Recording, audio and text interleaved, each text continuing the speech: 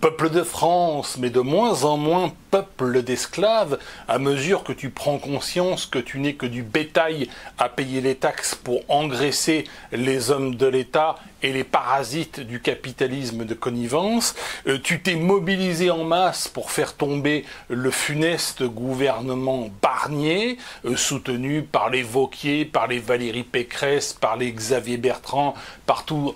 On va dire par la très grande majorité de la droite socialiste et de la droite centriste, par tous ces gens qui n'ont jamais travaillé et qui ne travailleront jamais. Nombre de députés du Rassemblement national et de l'UDR affirment qu'ils ont reçu des dizaines, voire des centaines d'emails leur commandant de voter la censure. Alors la censure aurait peut-être quand même été votée, puisque c'est dans la logique politique pour, on va dire, l'ultra-droite et l'ultra-gauche, d'écraser l'ultra-centre. Hein, c'est une logique de dialectique politique. Jean-Luc le millionnaire, Jean-Luc Mélenchon, a avantage de se retrouver demain seul face au Rassemblement national, et inversement, le Rassemblement national n'a pas intérêt à se retrouver face aux centristes, mais face à l'ultra-gauche putassière qui cherche la dissolution, la triple dissolution, la dissolution de l'identité sexuelle, particulièrement en ce qui concerne les enfants, la dissolution de la spiritualité, l'affirmation de l'ultra-gauche, c'est de dire Dieu n'existe pas, et la dissolution de la nation dans l'Europe, dans le pire des cas. La conséquence de cette dissolution, eh bien, il n'y en a pas eu, ni sur le plan économique, ni sur le plan du fonctionnement des services publics. C'est en tout cas ce qu'a affirmé le président de la République, qui a ainsi désavoué son Premier ministre. Comment le petit Michel Barnier aurait menti, Laurent Wauquiez aurait menti, les Pécresse, les Bertrand, toute cette droite de merde aurait menti? Eh bien oui, elle a menti. La bourse ne s'est pas effondrée, l'euro ne s'est pas effondré, les eaux de la Seine ne se sont pas transformées en sang, des nuées de criquets ne sont pas venues détruire les cultures européennes, ni même celles du Mercosur, qui entre parenthèses d'ailleurs a été voté, en tout cas l'accord a été signé par Ursula von der Leyen, qui a dit en fait au petit président Macron va te faire enculer. Bon, elle n'a pas dit ça comme ça, mais c'est ce que ça voulait dire, puisque la France est minoritaire dans cette négociation, et le Mercosur sera bien évidemment validé par une très grande majorité des pays européens. J'ai déjà fait une vidéo là-dessus, mais je reviendrai sur cette question si cela vous intéresse. Zéro conséquence donc de la dissolution de ce gouvernement. L'État continuera de racketter les Français et de les traiter en bétail à payer l'impôt, comme ça c'est toujours fait, ce qui prouve que les politiques, en tout cas l'utilité des politiques, est en réalité toute relative. Certains observateurs prétendent que le président de la République pourrait faire appel à l'article 16 de la Constitution, qui en fait lui donne le droit de dictature. Alors en général cet article 16 est prévu pour être utilisé uniquement en cas de siège, on va dire, ou en cas de trouble très grave. Aujourd'hui, on est quand même très très loin du trouble très grave. D'ailleurs, le président de la République l'a dit lui-même, il n'y a aucun trouble dans la nation, l'État continuera de fonctionner. Malheureusement pour les contribuables et les usagers des services publics qui devront payer très cher par leurs impôts et par leurs taxes des services de mauvaise qualité.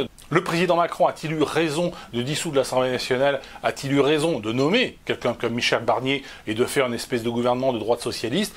Je réponds oui. La dissolution, parce que c'était une solution démocratique face aux 31% qu'avait fait le Rassemblement national aux élections européennes. Donc voilà, il a respecté l'esprit de la Constitution, il a redonné la parole au peuple. Est-ce qu'il a eu raison de nommer Barnier? Tactiquement, d'un point de vue purement politicien, c'était plutôt une bonne chose, puisque finalement ça prouve que cette droite de merde, tout ce qu'elle sait faire, c'est augmenter les impôts, la droite socialiste, parce qu'elle est de droite en ce sens où elle ne veut pas la dissolution de l'identité sexuelle, la dissolution de la spiritualité et la dissolution de la nation, comme la gauche socialiste, mais la droite socialiste, elle reste colbertiste, elle reste esclavagiste, elle reste gaulliste. Tout ce qu'elle sait faire, c'est augmenter les taxes et les lois. Alors est-ce que Emmanuel Macron pourrait-il utiliser l'article 16 pour exercer directement le pouvoir? Techniquement oui, juridiquement il pourrait le faire, mais pour faire quelle politique? Pour augmenter toujours plus les taxes et les lois, c'est tout ce qu'il sait faire fondamentalement, et c'est tout ce qu'il pourrait faire dans sa psychologie et dans sa culture politique. Emmanuel Macron n'est fondamentalement pas un Augusto Pinochet, qui au début des années 70, lorsqu'il s'aperçoit que l'économie chilienne est en train d'être complètement détruite par le président démocratiquement élu Salvador Allende, est sollicité par, on va dire, les grands patrons, les forces économiques et les économistes du pays pour dire oui, il faut, mon cher général Pinochet, que tu fasses un coup d'État et que tu te débarrasses de ce gouvernement gauchiste Allende. Et dans un premier temps, le général Pinochet a refusé de faire un coup d'État parce qu'il ne savait pas forcément quelle politique faire. Aujourd'hui, Emmanuel Macron se retrouve dans cette même situation. Techniquement, il peut effectivement faire, on va dire, un coup d'État légal en utilisant l'article 16, mais pour faire quelle politique? La politique qu'il pourrait faire, c'est la politique inverse de sa politique, c'est-à-dire être répressif avec les racailles, avec les crapules, avec les migrants, avec les braqueurs, avec les dealers, et être libéral avec les entrepreneurs et avec les particuliers. Arrêter d'emmerder les Français, comme disait le président Georges Pompidou. Or, c'est le contraire. Qu'est-ce qu'il fait depuis 7 ans et qu'est-ce qu'on fait depuis 50 ans? On est répressif sur l'économie, on est répressif sur les entreprises, on est répressif avec les particuliers, hein, et par contre, on est hyper libéral et on est hyper cool avec toutes les racailles de tout poil. Voilà la réalité de la social-démocratie. Donc pour qu'Emmanuel Macron utilise l'article 16, ce serait pour faire une politique inverse de celle qu'on fait depuis 50 ans. Et en tout cas, inverse de celle qu'il fait depuis 7 ans, ce qui est relativement utopique. Alors l'avenir, c'est quoi ? À mon avis, c'est la dissolution de l'Assemblée nationale dans quelques mois, l'arrivée très probable du Rassemblement national au pouvoir cette fois-ci, parce que ce qui s'est passé en 2024, c'est ce qui s'était passé en France en 1978, où lors des élections législatives, la gauche arrive très largement en tête au premier tour, et puis entre les deux tours, les Français paniquent et vont voter pour la droite, de manière à ce qu'il n'y ait pas de cohabitation, et à ce que le président Giscard d'Estaing ne cohabite pas avec Mitterrand en 1978. Mais en 1981, Mitterrand remporte les élections présidentielles et législatives. Là, ce qui va se passer, c'est la même chose. Il y a eu une panique entre les deux tours, entre le premier et le deuxième tour des législatives, et les Français se sont mobilisés anti-Bardella, mais on sait aujourd'hui que la moitié des électeurs qui se sont mobilisés contre Jordan Bardella lors des élections législatives de 2024 ne se mobiliseront pas. Et donc, mécaniquement, si le RN arrive en tête dans mettons, 290 ou 300 circonscriptions au premier tour, eh bien, ils auront à peu près 290 et 300 députés à l'Assemblée nationale, donc une majorité absolue, ils gouverneront. Alors, tout ce qu'on peut s'attendre effectivement d'un gouvernement Rassemblement national qui est fondamentalement l'héritier du RPR, hein, beaucoup plus que l'héritier du Front national de Jean-Marie Le Pen, et ce n'est pas insulter ni Marine Le Pen ni Jordan Bardella. Voilà, fondamentalement, Marine Le Pen est une socialiste de droite, comme l'était Jacques Chirac, comme l'était De Gaulle, finalement.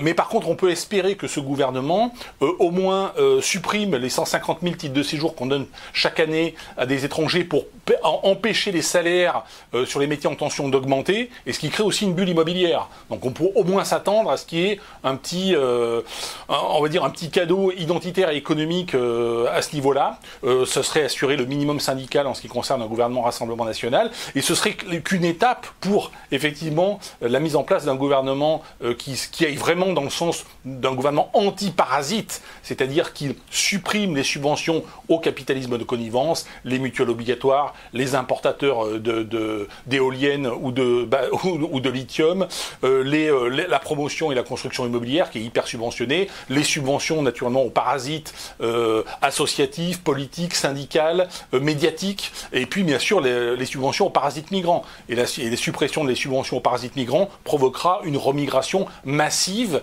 et immédiate, massive parce que ça concerne des millions de gens, et immédiate parce que les migrants qui sont venus en France pour toucher du social, ils vont pas rester couchés sous les ponts, hein, il fait un petit peu froid surtout l'hiver. Moi je suis extrêmement optimiste. Nos idées sont en train d'arriver au pouvoir et vont arriver au pouvoir. Je ne dis pas que tout ce à quoi nous aspirons sera réalisé dans 6 mois, 1 an ou 2 ans, mais le processus est engagé et je reste optimiste quant à sa réalisation. Voilà, merci à toutes et à tous et je vous dis à bientôt.